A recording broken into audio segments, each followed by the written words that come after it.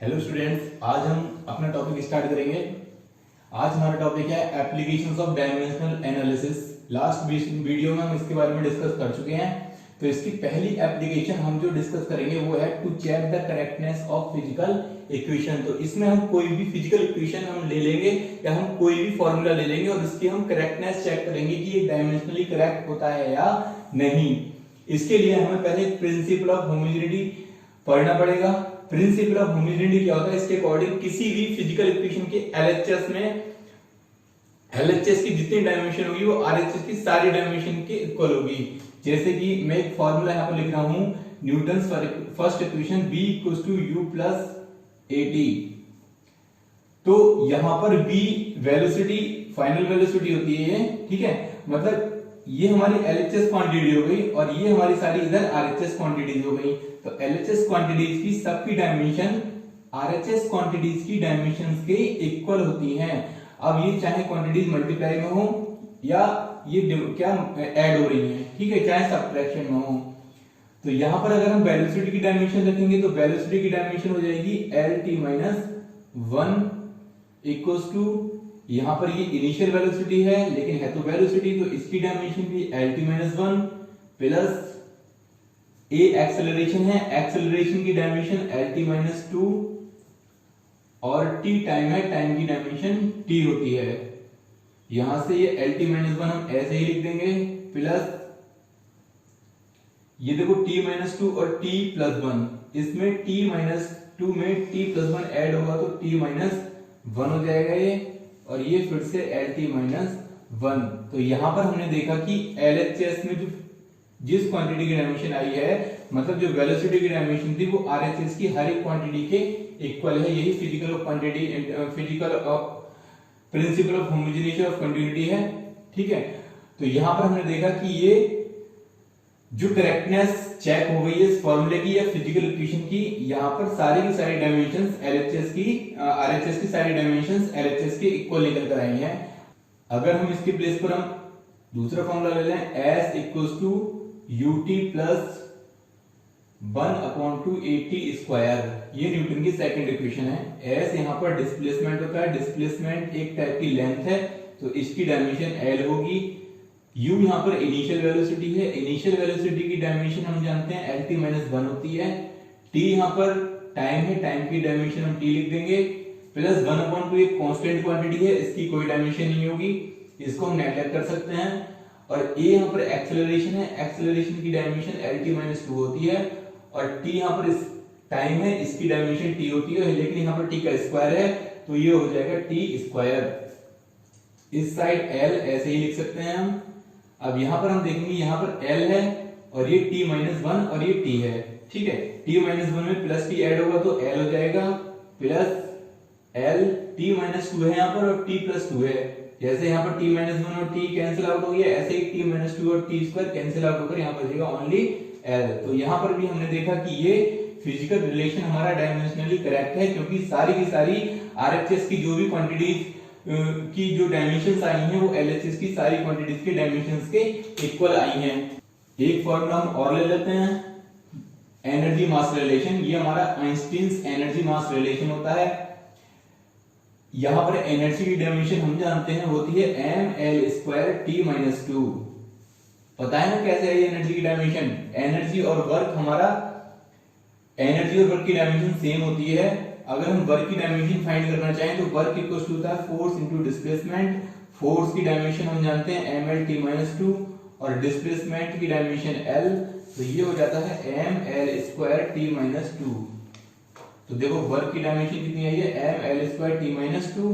तो जो वर्क की डायमेंशन होती है वही एनर्जी की डायमेंशन होती है। तो यहाँ पर हमने एनर्जी की डायमेंशन रख दी है mL²T-2। m यहाँ पर मास है, मास की डायमेंशन m। c यहाँ पर स्पीड ऑफ लाइट होता है, स्पीड ऑफ लाइट या वेलोसिटी की डायमेंशन सेम होती है। तो डायमेंशन हम इसकी लिख सकते हैं LT-1 और इसका स्क्वायर है तो स्क्वायर लगा देंगे m। अगर स्क्वायर हम लगा दें एक साथ तो ये स्क्वायर हो जाएगा L²T-2 और इधर कितना हो जाएगा mL²T-2। इसकी करेक्टनेस चेक करके देखी कि ये इक्वल आ रही है या नहीं। तो इसकी भी ये इक्वेशन भी हमारी क्या है, डायमेंशनली करेक्ट। यहां पर अगर हम एक फॉर्मूला और यूज करके देखते हैं time period of simple pendulum, time period of simple pendulum. Okay, simple pendulum, ये हमारा एक सिंपल पेंडुलम है। ओके, और ये इसके टाइम पीरियड का फॉर्मूला लिखा हुआ है। अगर ये सिंपल पेंडुलम है और इसकी लेंथ अगर L है और एक्सेलरेशन ड्यू टू ग्रेविटी जो है वो कितना है, स्मॉल g है, तो टाइम पीरियड जो हम जानते हैं होता है 1 साइकिल कंप्लीट करने में जो टाइम लिया गया होता है किसी भी सिंपल पेंडुलम के द्वारा, एक साइकिल कंप्लीट करने में जो टाइम होता है लिया गया होता है वो हमारा क्या होता है, टाइम पीरियड। और टाइम पीरियड का फॉर्मूला t = 2π² होता है। यहाँ पर L लेंथ है स्ट्रिंग की और g acceleration due to gravity होता है। तो यहाँ पर t की डायमेंशन हम, t हमारा टाइम पीरियड लेकिन है तो टाइम, तो टाइम की डायमेंशन t रखेंगे। 2π कांस्टेंट होता है, मैंने बताया था जितने भी नंबर्स होते हैं सब कांस्टेंट होते हैं, इनकी डायमेंशन हम नहीं रखते हैं, इनकी डायमेंशन नहीं होती। L लेंथ है, लेंथ की डायमेंशन अगर हम लिखेंगे तो L, और g acceleration due to gravity है, इसकी डायमेंशन Lt-2। ओके, यहां देखेंगे हम ये Lt-2 है, अगर Lt-2 को ऊपर ले जाया जाए तो ये हो जाएगा L इनवर्स और T-2। अब यहां से अगर हम देखें तो ये L इनवर्स T+2 हो जाएगा। ये L इनवर्स T+2 जो है यहाँ बचेगा ओनली स्क्वायर रूट में t², और t² को जब स्क्वायर रूट से बाहर लेकर आएंगे तो बचेगा ओनली t। तो यहाँ भी हमें दिखाई दिया कि LHS की जो डायमेंशन थी वो RHS के इक्वल निकल कर आई है, यानी कि ये फिजिकल रिलेशन भी जो कि सिंपल पेंडुलम का टाइम पीरियड का फॉर्मूला होता है, ये भी फॉर्मूला डायमेंशनली करेक्ट है, ये फॉर्मूला भी डायमेंशनली करेक्ट। तो इस तरह से और भी इक्वेशंस का हम डायमेंशनली करेक्टनेस चेक कर सकते हैं, और भी फिजिकल इक्वेशंस का डायमेंशनल करेक्टनेस हम चेक करके देख सकते हैं। तो बुक में से हम ट्राई कर सकते हैं। डायमेंशनल एनालिसिस की सेकंड एप्लीकेशन होती है conversion of one system of units into another. किसी भी एक सिस्टम ऑफ यूनिट्स को दूसरे सिस्टम ऑफ यूनिट में कन्वर्ट करने के लिए हम देखते हैं कैसे इसको कन्वर्ट करते हैं। ठीक है, इसके लिए हमें समझना पड़ेगा क्या कि किसी भी सिस्टम, जो भी हमारी फिजिकल क्वांटिटीज होती हैं, उनकी किसी भी सिस्टम ऑफ यूनिट में जो डायमेंशंस होती हैं वो इक्वल रहती हैं। डायमेंशंस की पावर क्या रहती है, इक्वल रहती हैं। जैसे कि मैं यहाँ पर एक एग्जांपल आपको दिखाता हूँ। फोर्स की डायमेंशन MKS सिस्टम में और CGS सिस्टम में डिस्कस करते हैं। फोर्स की डायमेंशन हम जानते हैं, फोर्स की यूनिट से देखते हैं, यूनिट से डायमेंशन फाइंड करेंगे। फोर्स की यूनिट MKS सिस्टम में किलोग्राम मीटर पर सेकंड स्क्वायर होती है। ओके, किलोग्राम मास की यूनिट होती है और मास की डायमेंशन m होती है, मीटर की लेंथ और T-2, यानी कि अगर इससे फाइंड करेंगे हम तो डायमेंशन ये निकल कर आएगी। CGS सिस्टम में कितनी होती है, CGS में अगर हम देखें तो ग्राम सेंटीमीटर पर सेकंड स्क्वायर। कैसे आया, देखो MKS का फुल फॉर्म होता है मीटर किलोग्राम सेकंड और CGS का सेंटीमीटर ग्राम सेकंड। किलोग्राम की जो स्मॉल यूनिट होती है वो ग्राम होती है, मीटर की स्मॉल यूनिट सेंटीमीटर और सेकंड का तो सेकंड ही होता है। ओके, अब ग्राम यहाँ पर एक टाइप का मास है, इसकी डायमेंशन m, सेंटीमीटर की डायमेंशन L और टाइम की डायमेंशन T-2। ओके, तो देखो दोनों सिस्टम ऑफ यूनिट्स में जो डायमेंशन है इनकी सेम निकल कर आई हैं, तो इनकी पावर्स क्या है, इनकी पावर्स तो दोनों में सेम है। यहाँ पर भी पावर 1, यहाँ पर भी पावर 1, यहाँ पर भी पावर -2। ठीक है, हो सकता है इसके अंदर m1 L1 T1 लिख दें और m2 L2 T2। ठीक है, मतलब इसके अंदर जो डायमेंशंस हैं, किलोग्राम में अगर हमने डायमेंशन जो ले ली है किलोग्राम की वो हमने m1 ले ली है, मीटर की डायमेंशन अगर L1 ले ली है और यहाँ पर जो सेकंड है इसकी डायमेंशन T1 ले ली है, यहाँ पर ग्राम की डायमेंशन m2, इसकी L2 और ये T2 ले ली है। लेकिन इस डायमेंशन में डिफरेंट है, लेकिन इनकी पावर्स क्या है, सेम होती हैं। तो याद रखना किसी भी फिजिकल क्वांटिटी की डिफरेंट सिस्टम ऑफ यूनिट्स में पावर्स हमेशा कॉमन रहती हैं, सेम रहती हैं। इसी का यूज करके हम फाइंड करेंगे conversion of one system of units into, find करेंगे conversion of one system of units into another. देखते हैं, यहां पर हम कन्वर्ट करते हैं 1 न्यूटन इनटू डाइन। 1 न्यूटन को डाइन में कन्वर्ट करते हैं। ओके, हमको नहीं पता कि 1 न्यूटन में कितने डाइन होते हैं, बस हमको ये पता है कि 1 न्यूटन जो होता है वो MKS सिस्टम में होता है और डाइन जो होता है वो CGS सिस्टम में होता है। ठीक है, इतना हम लिख सकते हैं। इसके लिए हमें एक फॉर्मूला याद करना पड़ेगा जो कि हमारा होता है N1U1 equals to N2U2। U1 U2 यहाँ पर डिफरेंट सिस्टम ऑफ यूनिट्स में डायमेंशंस हैं, डिफरेंट सिस्टम ऑफ यूनिट्स में डायमेंशन है। U1 जो है वो M के सिस्टम ऑफ यूनिट्स में डायमेंशन ले लिया हमने, और U2 जो है वो CGS सिस्टम ऑफ यूनिट्स में डायमेंशन हमने ले ली है। अब U1 इक्वल्स टू जो होगा M1 L1 T1। ओके, यहाँ पर M1 जो डायमेंशन है वो मास की है, L1 जो डायमेंशन है वो लेंथ की है, और T1 जो डायमेंशन है वो टाइम की है। ऐसे ही U2 जो होगा वो हम मान लेते हैं M1 और M2 L2 और T2। तो सिमिलरली मास की डायमेंशन यहाँ पर M2, लेंथ की L2 और टाइम की T2 डायमेंशन हो गई। लेकिन अगर हम जानते हैं फोर्स की डायमेंशन होती है MLT-2, तो यहाँ पर M1 L1 T-2 और यहाँ पर M2 L2 T-2, ये इनकी वैल्यूज हो गई। यहाँ पर देखो जो M की इसमें metre kilogram second, metre kilogram second, mass किसमें है किलोग्राम में, तो M1 की जो वैल्यू हमको गिवन है वो M1 इक्वल टू 1 किलोग्राम। ये मीटर यानी कि जो लेंथ है वो किसमें है किलोग्राम में, तो L1 को हम लिख सकते हैं किलोग्राम, और जो टाइम है T1 वो सेकेंड में यानी कि 1 सेकेंड। सिमिलरली यहाँ से भी हम लिख लेंगे मास M2 सेंटीमीटर ग्राम सेकेंड, यानी कि मास अब किसमें है ग्राम में। ठीक है, हमको कन्वर्ट किसमें करना है ग्राम में। तो M2 जो मास हमें कन्वर्ट करना है, यानी कि M2 वो क्वांटिटी होती है जिसमें हमें कन्वर्ट करना है, U2 वो क्वांटिटी होती है डायमेंशन की जिसमें हमको किसी क्वांटिटी को कन्वर्ट करना होता है, और U1 वो डायमेंशन क्वांटिटी होती है जिससे हमको कन्वर्ट करना है। तो M2 1 ग्राम है, L2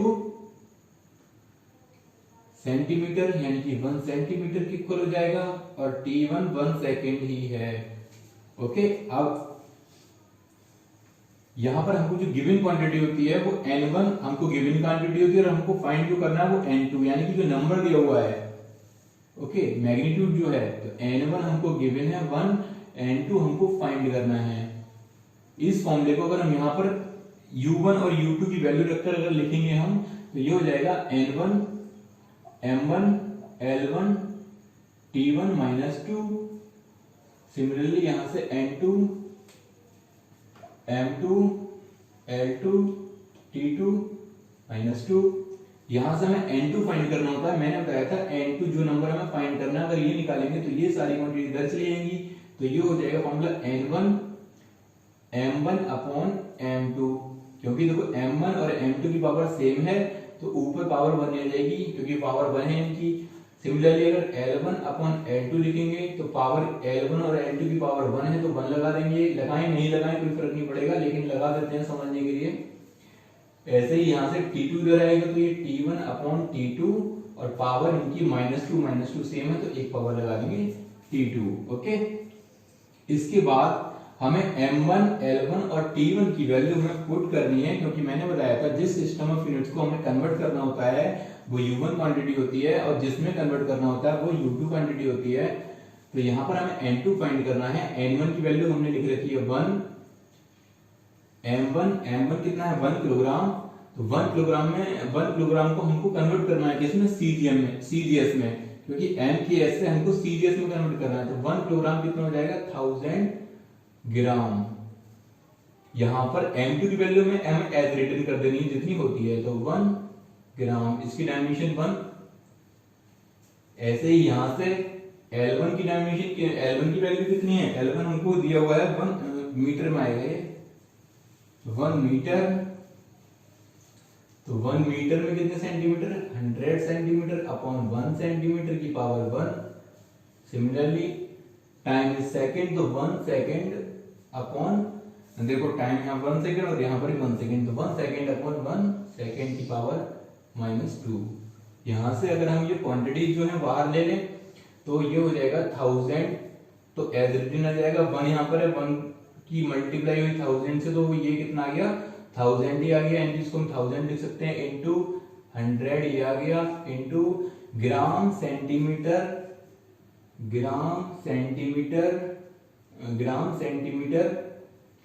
पर सेकंड स्क्वायर। ओके, तो यानी कि N2 की वैल्यू आ गई, N2 जो हमें फाइंड हुआ वो 10 की पावर 5 1 2 3 4 5, 10 की पावर 5 ग्राम सेंटीमीटर पर सेकंड स्क्वायर। और ग्राम सेंटीमीटर पर सेकंड स्क्वायर को मैंने बताया था क्या कहते हैं हम इसको, डाइन। तो यानी कि 1 न्यूटन में जो होता है 10 की पावर डाइन। ओके, तो n2 कितना आ गया 10 की पावर 5। वैल्यू लिख सकते हैं हम, अगर ये हम कट कर रहे हैं यहाँ से, ये कट भी कर सकते हैं क्योंकि हमने n2 की वैल्यू फाइंड की है। तो हम यहाँ पर ओनली 10 की पावर 5 हमारी वैल्यू आ गई। ग्राम से gram, second centimetre, centimetre second, second cancel out हो गया। तो अगर n2 की वैल्यू हम यहाँ पर पुट कर देंगे तो ये आ जाएगा कितना, 10 की पावर 5 डाइन, यानी कि 1 न्यूटन में होता है 10 की पावर 5 डाइन। बहुत इंपॉर्टेंट डेरिवेशन था ये। सिमिलरली हम फाइंड कर सकते हैं 1 joule, conversion of 1 joule into अर्ग। सिमिलरली यहाँ पर हम देखेंगे 1 जूल को हमको कन्वर्ट करना है अर्ग में, ठीक है। तो यहाँ पर हम जानते हैं जूल जो यूनिट होती है वो वर्क की या एनर्जी की यूनिट होती है, और ये एम के सिस्टम में यूनिट होती है। तो हमको जो गिवन यूनिट है वो एम के सिस्टम में, और हमको कन्वर्ट किस में करना है, इसको सीजीएस में, क्योंकि अर्ग जो यूनिट होती है वर्क की या एनर्जी की, ये सीजीएस यूनिट में होती है। तो यहाँ पर n1 जो वैल्यू गिवन है वो हमको 1 गिवन है, n2 हमको फाइंड करना है, ठीक है। u1 बताया था मैंने, u1 को हम लिख सकते हैं m1, जो जूल है वर्क की डायमेंशन होती है, और जो डायमेंशन होती है वर्क की वो होती है m l square t minus 2। अगर हम u1 क्वांटिटी के लिए लिखें, मतलब m के सिस्टम के लिए लिखते हैं, तो m1 l1 और t1 minus 2, m1 l1 square और t माइनस 2, क्योंकि यहाँ पर m1 l1 t1 जो है वो मास, लेंथ और टाइम की डायमेंशन है m के सिस्टम में। ऐसे ही u2 इक्वल टू हो जाएगा m2 l2 t2 की पावर माइनस 2, और ये जो है यहाँ पर मास, लेंथ और टाइम की डायमेंशन है सीजीएस सिस्टम में। ओके, इसके बाद हम फॉर्मूला लगाएंगे। फॉर्मूला लगाने से पहले अगर हम m1 m2 ऐसी l1 l2 और t1 t2 की वैल्यू रख लें तो ज्यादा सही रहेगा।